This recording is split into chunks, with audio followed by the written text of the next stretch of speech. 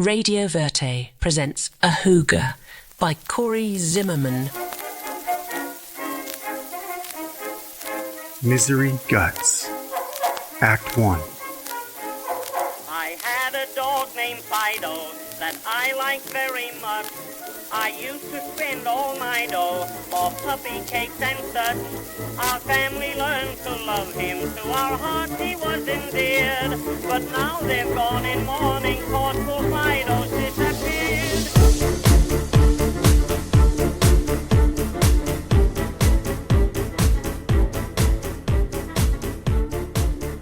R.C. Saunders, inmate number 9320, paroled, steps out upon a stone that reads, "It's never too late to mend." Above, a barking tree squirrel flutters its tail. A startled starling abandons its perch to see which way the wind is blowing, and a guard in the tower, not one to cut things fine, sticks to his guns. Below, great American jackrabbits scurry, dandelions free little white puffs of cloud to the breeze, and pink and yellow tulips line a meandering path in full swing of late July. Behind, claustrophobic sounds of imprisonment go in one ear only to be locked behind the other, as a towering wall of limestone block casts its dark shadow upon the ground, swallowing up the innocence of the prairie. Ahead, opportunity in unknown quantity awaits. Saunders, lips pursed, weary lines furrowed across a forehead lathered in sienna skin, a hand-me-down from a Cherokee grandmother, threadbare chore coat swung over the shoulder with a hooked finger, Kroger cap slapped on the back of his skull like a cockeyed crown, beady eyes, tiny as a mustard seed, focused firmly on the horizon. Holding the key to the grievous institution, Boss, a short, squat man, lock-kneed, rocking on his heels like a boy about to piss himself, adjusting his officer's cap on his balding head with one hand, baton in the other. Boss has become the law unto itself.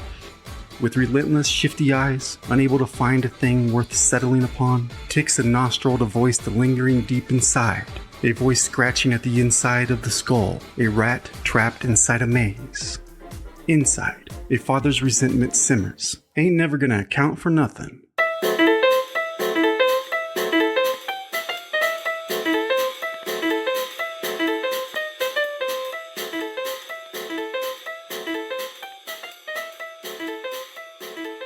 Glaring daggers at his lesser. "Sad you're leaving so soon, Saunders?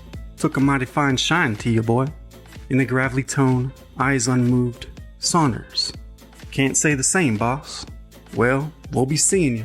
With a hack, a spit, and a swivel on the ball of the foot, the loggerhead having grown rather stale, Boss makes his way for the donaker. "Don't wait sup on me," says Saunders, stepping forth. Taking the bait, a smack of the baton to one hand and a clinch of the bladder. "Keep a plate warm in the oven for you." "Wouldn't hold your breath, boss." Iron on iron, the gate screeches shut, and the startled starling circles around once more. It's early days yet. Whistling Rufus, Saunders feels on top of the world. The country road, rough and dusty, rutted from the spring rains, 19.2 inches so far this year, rolls on endlessly. About sunflowers and daisies, a hovering bumblebee keeping the old crook on his toes, digging in his heels, determined under the blistering sun. Uncertain of his chosen direction, Saunders carries forth nonetheless, fate mapped out on the palm of his hand. Cloudless sky, a breeze a-blowing, with a putt-putter and swoosh, and an AHOOGA, a toffee-nosed driver glaring back at the rough diamond he's just left in the dust.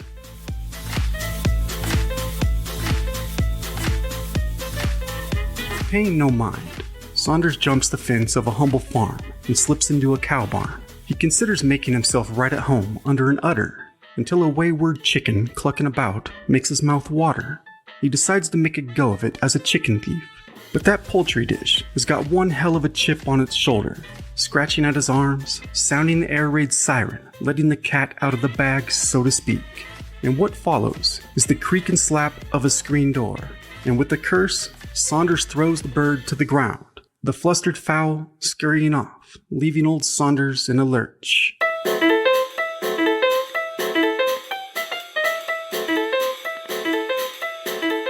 And in a sudden gruff bark, One familiar to the land, a cold fish of an old man, hard-wearing for the barn, hollers.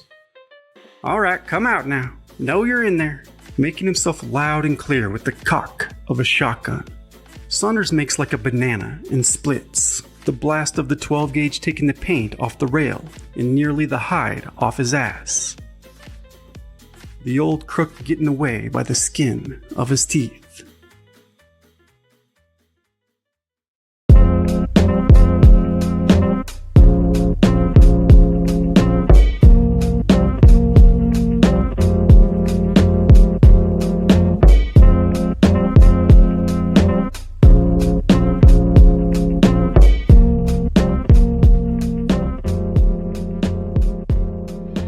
End of days. Fizzling and popping, the tangerine sun caught red-handed, hot in the act of cooling off in an ocean of prairie grass. Cool, calm, and collected, Saunders veers off the country road for a goat trail, a slight disturbance in the rows of corn. Beyond the knee-high tassels, a dark mound looms in a distant tree line, a mass covered in brush, a Ford Model T, the car of the century, long lost and forgotten. Old rusty cans, lids hacked off by wayward tramps, heap about, and Saunders kicks a tire with a dull thud, trying to remove the stubborn Midwestern mud from his boot. Though the top is dry rot, Saunders figures the Tin Lizzie will make as good a place as any to hunker down for the night. So he plops down on the squeaky seat, kicks up his legs, fashions a pillow out of his chore coat, shades his eyes with his cap, and lets his mind wander about.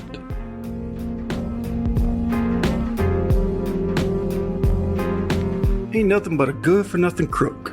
8 years since she last spoke those words. Ain't you ever think of the kids? Sure, she'd like to give her old man hell for everything, from drinking too much to not taking out the trash, and it was right by her, offering up a piece of her mind, just as her ma had given her Pa, though Ma had put an 8-inch rail spike in Pa's eye socket one night after a gallon of moonbeam. Pa stuffed it with a wad of cotton and went to work the next day, never saying a word about it, and she admired him for taking his fair shake. But with the knock on the door, Saunders panics and grabs a bundle of cash his old lady found under the mattress, money she had hollered over, greenbacks she'd already spent on that silver bracelet sitting behind glass down at Behringer's department store, figuring there'd be plenty left over for a new pair of silk shoes, a dress, hell, maybe even a new ribbon. When the coppers kick in the door, the kids cry, and Johnny Law takes their paw away. And that silver bracelet, well hell, it remains behind glass, as old Saunders spends an 8-year stint behind bars, up at Joliet Pen, a grievous institution, where it's never too late to mend. If I hadn't been hounded by bad luck, I'd have made sergeant by God, Saunders believes. After all, it wasn't my fault that bastard corporal stepped on my toes. And the lieutenant, well, he didn't have to cut my buttons off after all. Hell, he deserved that knuckle sandwich, if you ask me. But I suppose I didn't have to bash his head into the door frame like that. But hell, what was I to do? Couldn't see any other way about it. And holding up them trains? Now why can't she see I was just looking out for the kids is all? Hell, I'll show her. Lay some pavers, save up some brass, and open my own store. Running his fingers proudly across his name painted high on a sign above the bustling street. Saunders Mercantile.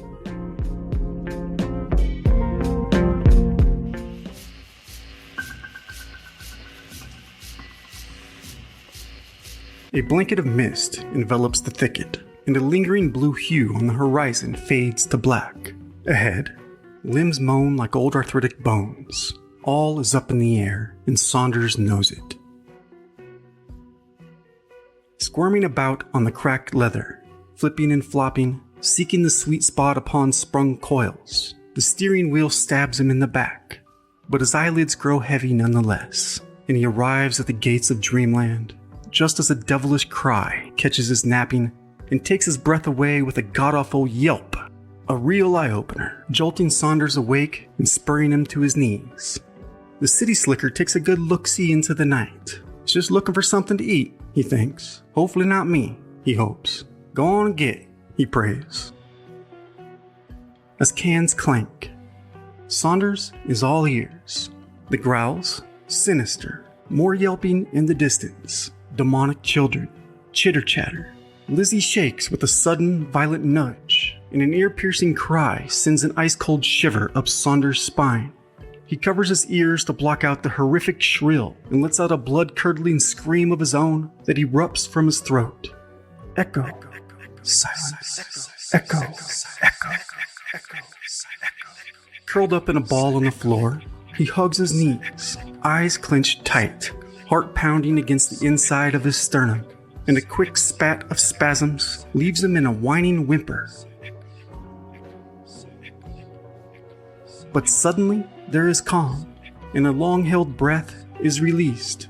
Blood rushes back into his knuckles, and in no time, the leaves come around, gentle rustling within a sleepy breeze. The mist snuggles up about the cottonwood. Lizzie settles upon her airless tires, and a disarming crescendo of cicadas lures the old crook back to slumber.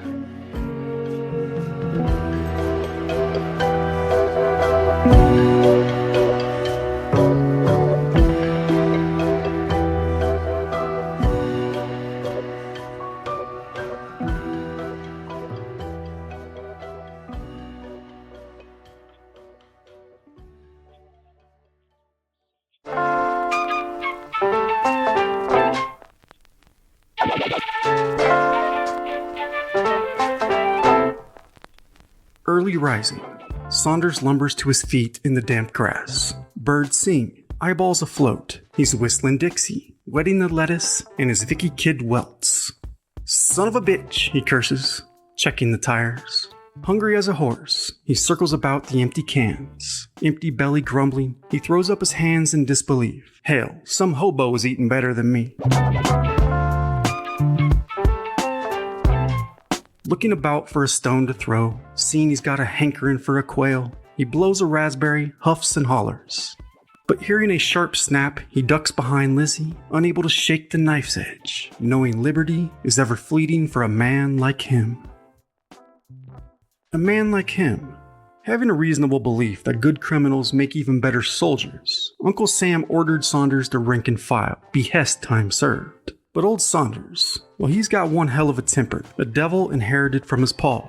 A devil paw had switched into him, one in which Saunders was never able to switch out. His rage takes on a persona of its own, calling itself Godspell. In uniform, Saunders carries along on the train to Fort Sheridan, Godspell tucked up tight in a carpet bag slung over his shoulder. And of course, it's not long before Saunders is caught stealing 20 pounds of beef shank from the slop. And when Godspell cracks the lieutenant's skull on a doorframe, he finds himself in court once more, only this time before a federal magistrate.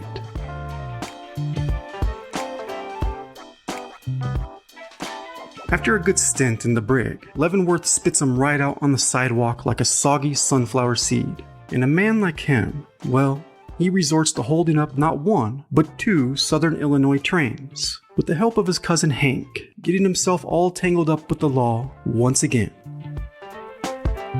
And after 8 long years in Joliet, the old crook tongue stuck to the roof of his mouth as he wanders about the tree line parched, finding only a ditch as dry as a bone. Son of a gun, biscuit eater! Resorts to searching the old Ford for a loose cigarette, finding only a red scrap of paper under the seat that reads, $1,000 will be paid for the capture or taking of any robber, dead or alive. He plops down, gives the steering wheel a good shake, surrendering in a miserable slouch. But out of the corner of the eye, something peculiar on that poster asks for another look-see. He snags it, and a grin spreads from ear to ear. Seeing green. Well, I'll be doggone. The Lord is my shepherd. I shall not want. Seen as against all odds. A sketch of a small town on the back of that poster. Its business district. 2 gets, and the ins and outs of a bank, so to speak. The number of guards on duty? 1. The possible sum to be stolen? $85,000 cash. One heck of a money spinner, if he does say so himself.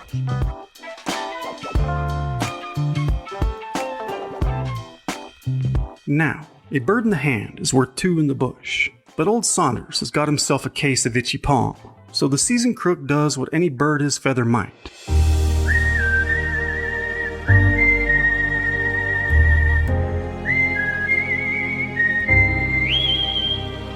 He gets his act together, straightens his spine, tucks in his round-collared shirt, lifts his suspenders, throws his chore coat over his shoulder, situates his cap like a cockeyed crown, and puts himself back on the map. With a skip in his step, Saunders is back in action, strolling down the country lane in high form, eyes on the horizon, making his way for greener pastures, well-heeled and oiled, foregone conclusion on his mind, divine intervention, a bet worth chancing the arm.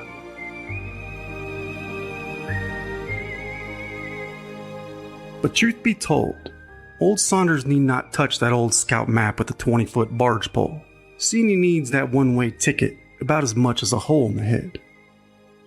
The bottom line, when you're on this path, you've hit rock bottom, and you'll soon enough see the shape of things to come.